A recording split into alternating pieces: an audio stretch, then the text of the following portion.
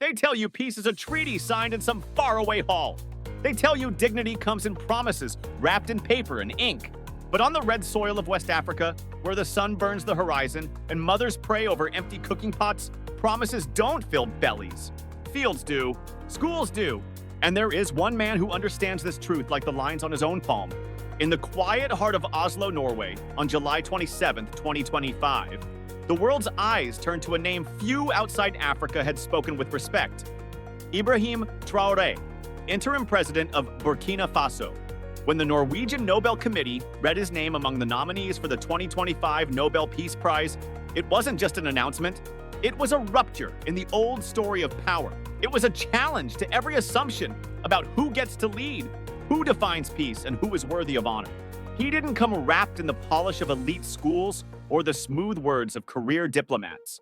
He came from the soil itself, a soldier, yes, but a soldier whose heart beats for the farmers who break their backs in the sun, for the children whose dreams flicker like candles in the dark. The son of a land long pushed to the margins, now standing in the grand halls of power, with a vision rooted in work, unity, and truth. From the streets of Ouagadougou to the glass towers of Paris and Washington, the news moved like a sudden wind, making some pause, making others uncomfortable.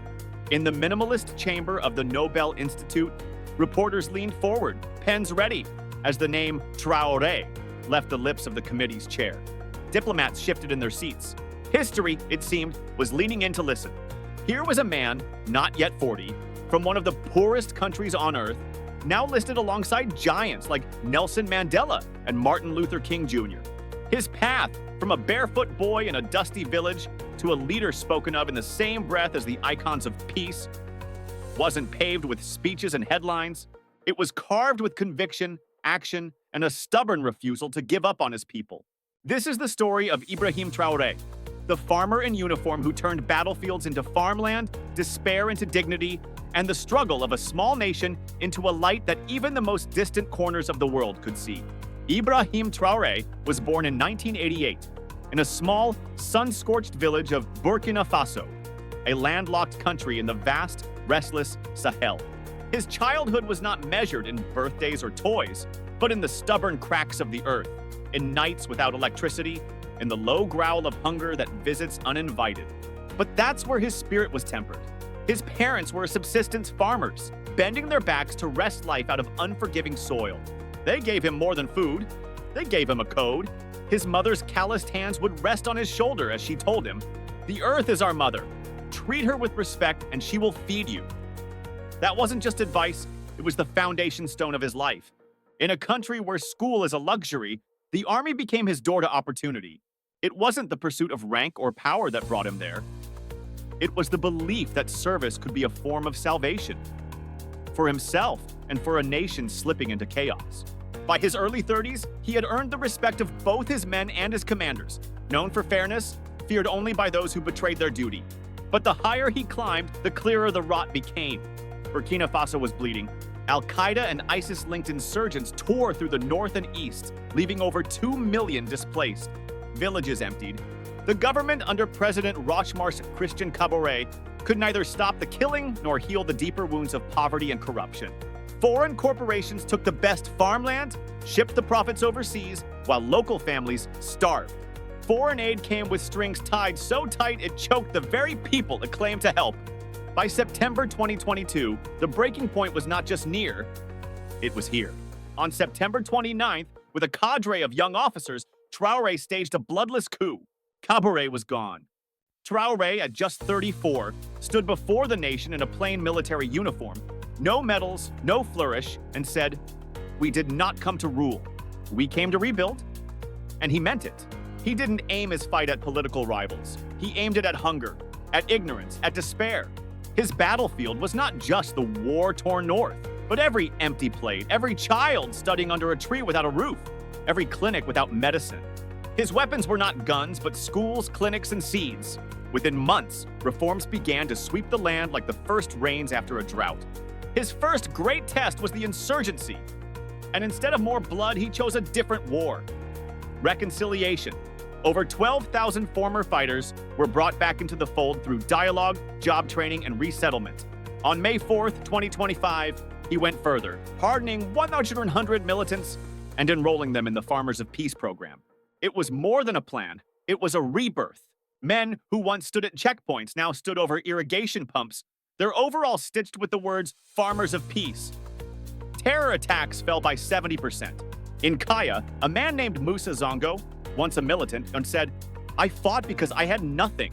Traore gave me a purpose, a field, a home." But he wasn't done. In a single act of defiance, he reclaimed 3.88 million hectares from foreign corporations, nationalizing key farmland and giving it back to local farmers. "The land is not for sale," he declared. "It belongs to those who work it, who love it, who live by it." Markets began to overflow with maize, sorghum, millet. Families who once begged for scraps now fed themselves. Pride returned to calloused hands. And then came the Sahel Life Alliance, a bold regional project with Mali and Niger to plant 800 million trees across the arid land.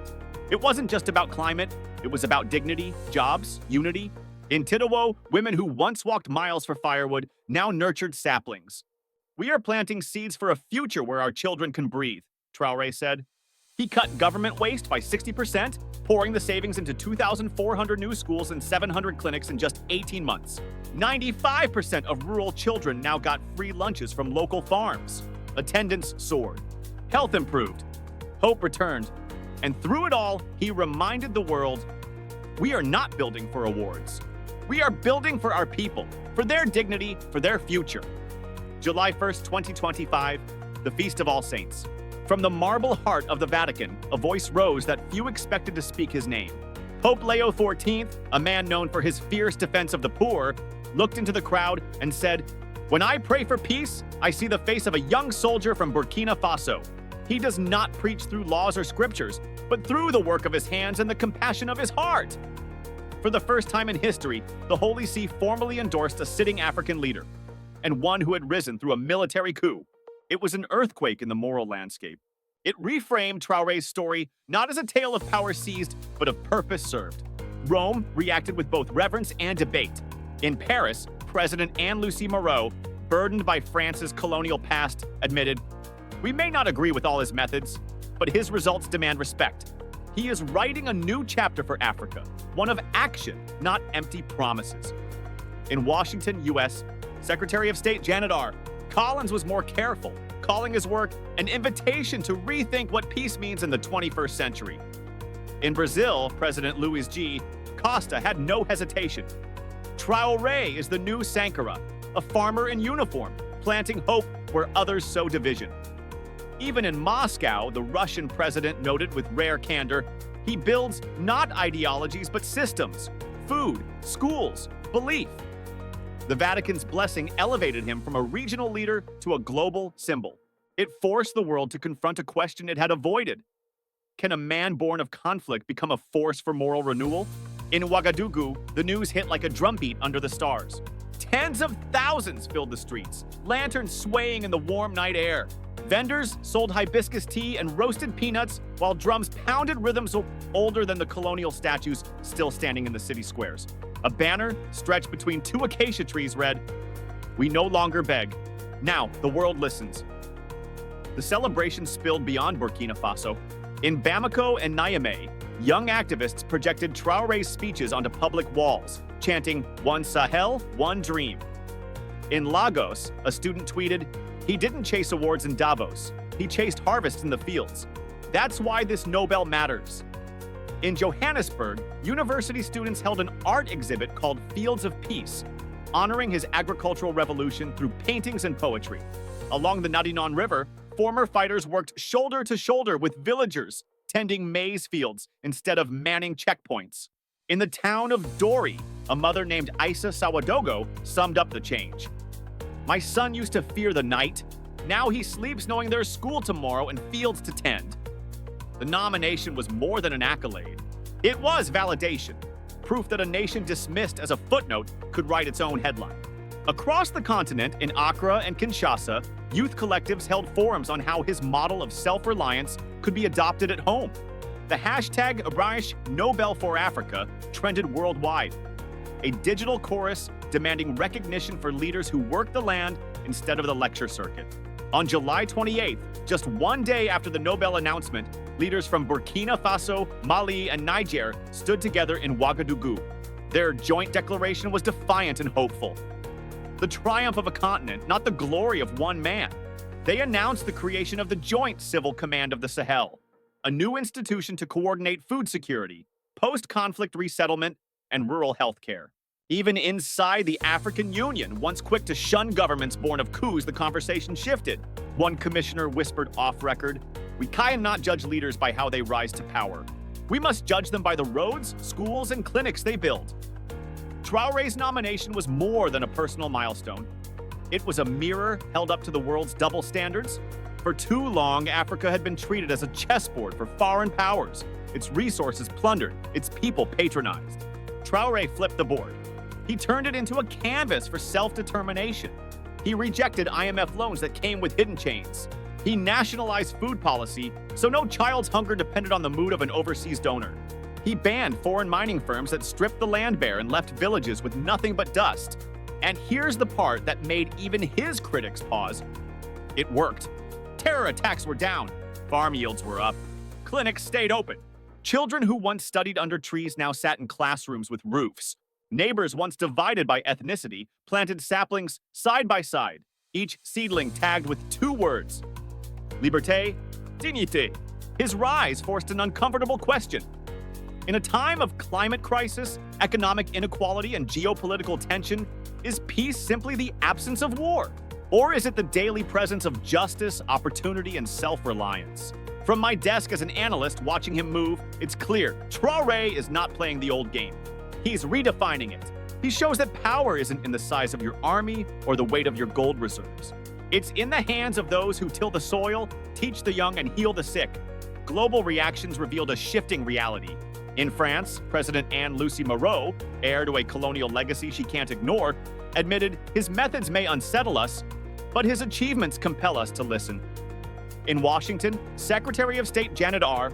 Collins spoke of an opportunity to rethink peace, though her tone betrayed unease at his refusal to follow Western economic playbooks. Brazil's President Luiz G. Costa cut through the hesitation. He recalled calling Traore the new Sankara, only for Traore to correct him. "I'm no hero. I'm just a man who works the land," Costa said. That's when I knew he deserved the Nobel. In Moscow, the Russian president summed it up bluntly. He builds not ideologies but systems: food, education, hope. For decades, Africa's headlines were written elsewhere. Now, Traore was writing them himself, in ink made of grain harvests, clinic openings, and children's laughter. His nomination wasn't just symbolic, it was a declaration that Africa no longer speaks with borrowed voices. It speaks with its own. As December 10th, 2025 approaches, the question is whether he will become the first sitting African head of state to win the Nobel Peace Prize, and the first to do so despite rising from a military transition. But here's the truth. Even if Oslo turns elsewhere, the transformation is already real. In Ouagadougou, as night falls, the city doesn't sleep. Drums echo through the streets. Vendors sell hibiscus tea, their smiles lit by lanterns strung between acacia trees. A banner sways in the evening breeze.